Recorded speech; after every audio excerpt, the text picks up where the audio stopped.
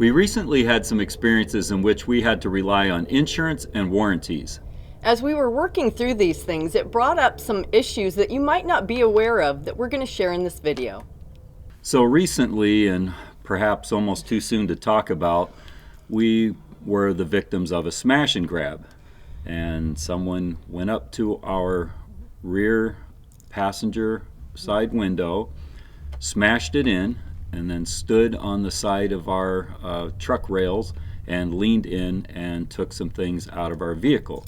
And we came out and found it that way, and we weren't very happy about that. No, not at all. We try our best to not leave valuables or anything that anybody would want to steal in our vehicle, but since we are full-time travelers, occasionally we just don't have any choice but to have something with us when we have to make a stop somewhere. And we do our best to try to conceal it, not make it obvious. But unfortunately, this particular day, there were some things in the truck that did get stolen. Yeah, and covering them up with a jacket probably isn't a good thing to do, even if it's flat down at the floor. That's probably a signal to people that do this all the time that there's something of value underneath that. Maybe we might start covering up something not of value as a little surprise. But anyway, as this unfolded, of course, we contacted our insurance company and put in a claim for the window being broke. And incidentally, it was like smashed all over the place. Glass was all over the interior, front and back, everywhere, and dust, and then the little cubes of glass as it breaks like that. But anyway, in talking with them, I think we just kind of rediscovered, because I think we knew about this years ago, but we rediscovered that we weren't going to have coverage on the items in our vehicle. Typically, items that are stolen from your vehicle are covered under your homeowner's or renter's insurance. But as full-time RVers, we don't have either of those, so unfortunately nothing that was stolen was covered. So that's definitely something that you want to keep in mind if you're a full-time RVer. Yeah, we certainly have the type of coverage that is for full-time RVers, because a lot of people that get RV insurance might just get the weekend warrior type, and no, we have actual full-time RV coverage. But it's, as Susan said, you still have to have renters or homeowners if you want it to cover things that's in the separate vehicle, the tow vehicle, or the vehicle being towed. Yeah, and there may be a clause where if your vehicle is within 25 feet of the RV, then it would be covered, so that if it was attached or parked right next to it, it would be covered under that. But unfortunately, we were in a parking lot more than 25 feet away from the RV, and it was not covered. And then we had a deductible and everything, so for the glass coverage, which you always hear the commercials about no deductible for your window replacement, and we'll give you a restaurant gift card or whatever, but unfortunately that only applies to the windshield glass, not the side or back glass. Yeah, and I think they pretty much say that all the time, windshield replacement, and I think when you hear that, you're just thinking if any of your windows get broke or whatever, but there's just not enough money in it for them, for these side windows and stuff, even though they're quite expensive. There's just not as much money as there is in a windshield, so they've got a little bit more profit space to work with there to give those kinds of deals. And you can get coverage that doesn't have a deductible, and of course you're going to pay a higher premium, but these are just things that you want to be aware of before something happens. Yeah. Another issue regarding RV insurance is something that Bernie mentioned earlier, is the full-time RV coverage. A lot of people that start RVing just get regular coverage that they would use for, going out camping on weekends or for a couple of weeks during the summer. And in this type of coverage, it does not include any sort of liability coverage that would normally be included in your homeowner's or renter's insurance. Now, if you're full-time and don't have either of those, you want to make sure that you are getting full-time RV coverage that does include that liability.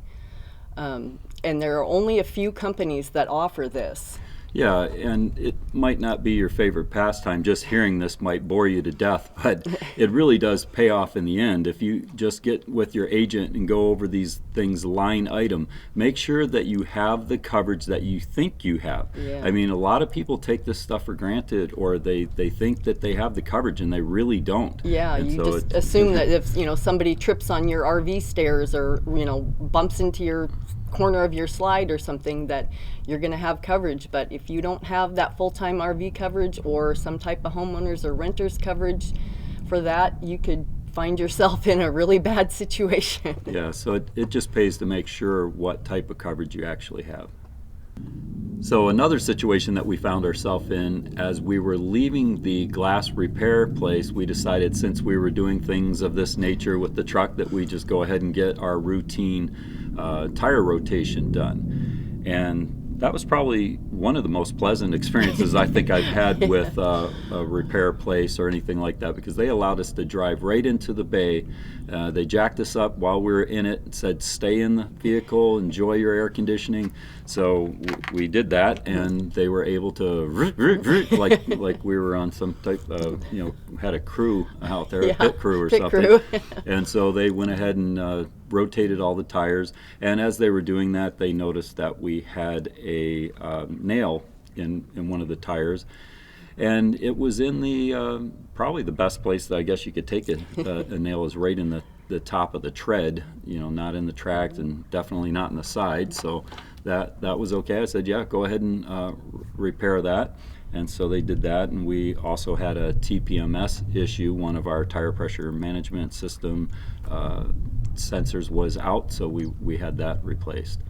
Yeah, so leaving there, a couple of days later, we were driving down the freeway, and Bernie checked, make sure the new TPMS system is working, and we noticed that the tire that had been repaired was losing a lot of air. And so we immediately pulled into the closest tire place and had them take a look at it, and unfortunately the repair was not going to hold, so the tire was a complete loss. And fortunately, we did have tire certificates on it that covered it under warranty for replacement if it was unable to be repaired.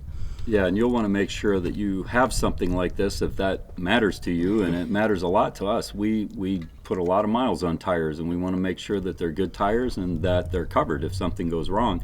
And in this case, they were able to find one of their locations that had the brand new tire ready for us, and we were able to use our warranty certificate that we paid a little bit extra for to have that coverage.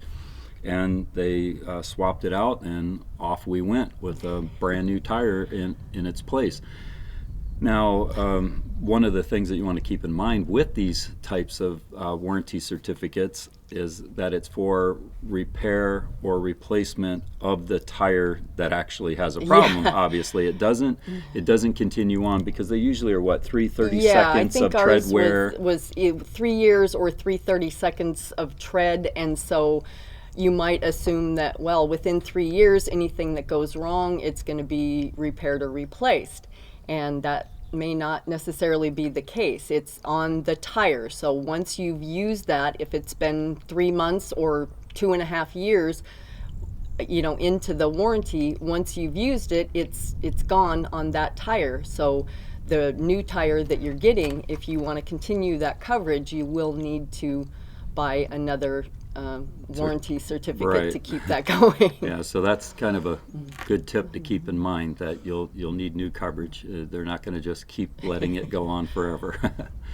We're firm believers in being prepared.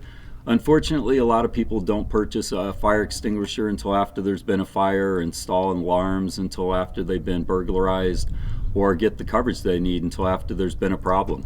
So please be sure that you know exactly what's covered and what's not covered when you're purchasing insurance or a warranty. And don't forget to share, subscribe, and click on that little notification bell. Thanks for watching.